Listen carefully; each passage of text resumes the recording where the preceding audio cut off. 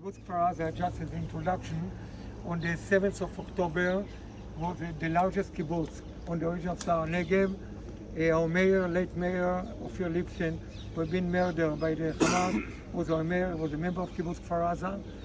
Over 950 inhabitants, out of them 250 children, 0 to 18. Every time that I welcome delegation thousands of times. The first question was, how can you grow children in what I used to say, a Trojan war? Between for 20 years, we have peaceful time, then tougher time, peaceful time.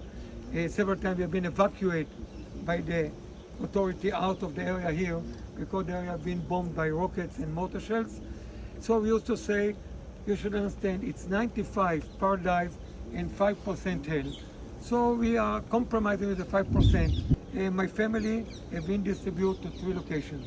All of them are members of the kibbutz, have his own home. I don't say apartment because it's not apartment. For everyone of us, it's a home.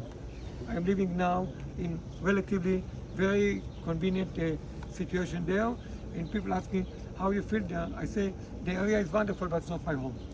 So my son there on the board, just on the fence on the western side on the front of Gaza.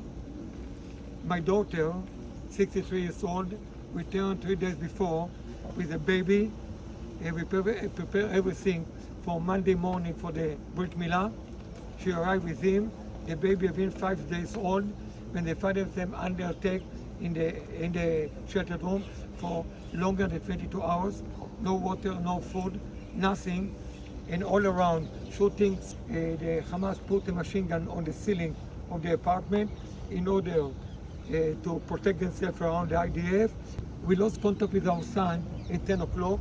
What he informed us, it was there's all shooting around. I put the curtain from my window in the kitchen, and they tried to shoot me. I identified 3 terrorists by black dress, shooting with machine guns inside. I escaped to the sheltered room. I am there. Since there, we didn't have any connection with them. Later on, the daughter and the baby and my son-in-law was concentrated in a small sheltered room. As I told you, they tried to burn the apartment. They start talking about fire around, and they asked for help, but army was not there.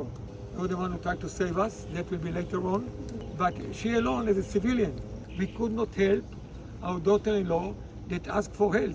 22 hours after the horrible attack started, part of the terrorists arrived with the IDF uniform, speaks fluent Hebrew.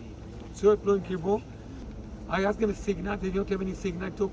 We opened the door. We find 10 combat soldiers, fully equipped with weapons, leave the sheltered room and start running to the main road. 2 o'clock at night.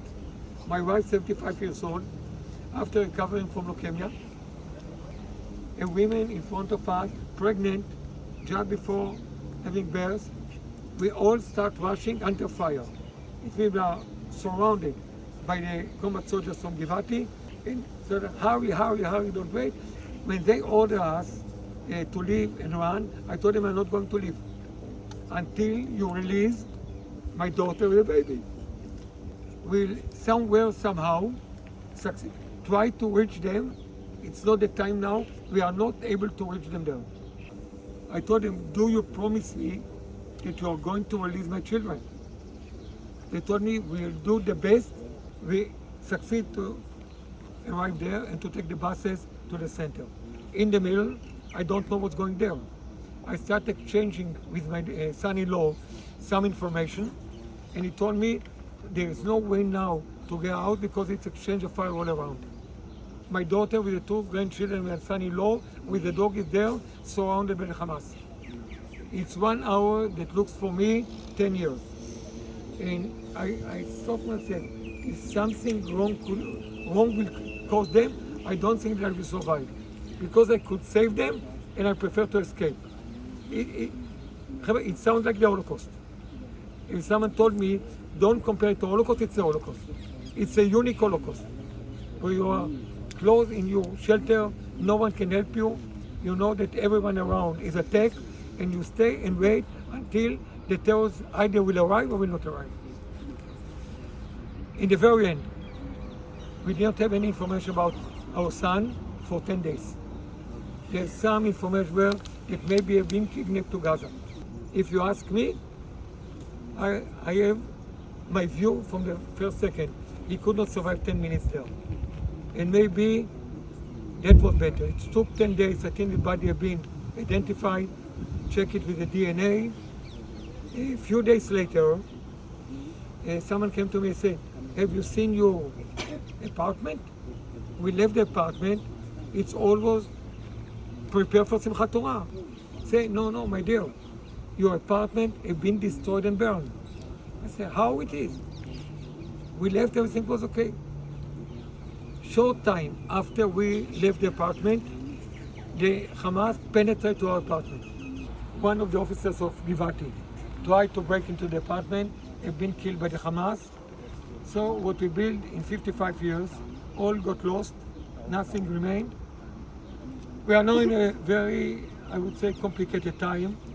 The question is, are you planning to return back? There's no answer. Because there's no answer, I can promise you one thing. I don't believe that vast majority of the people here would ready to return to the procedure of alert of Tzeva Adom and running to shelter. That should be enough. Kibutz Kfar Aza have been evacuated from this area because many apartments been destroyed, still under fire, so there's no way to have any community normal life here. So we are located in Shfaim, Kibbutz near Herzliya, in a hotel. Vast majority of the community will move in the autumn to Kibbutz Ruchama, 16 kilometers from here, in a temporary caravan. They plan to stay there 2 years. The government and the army should know they should find a way. I am not an officer. I served 25 years as a combat soldier in the paratroop. I'm not an officer. They should find an answer because we learn from that disaster one thing. You can't put civilians and grown children in a situation where one more generation being under fire as they've been since 2002.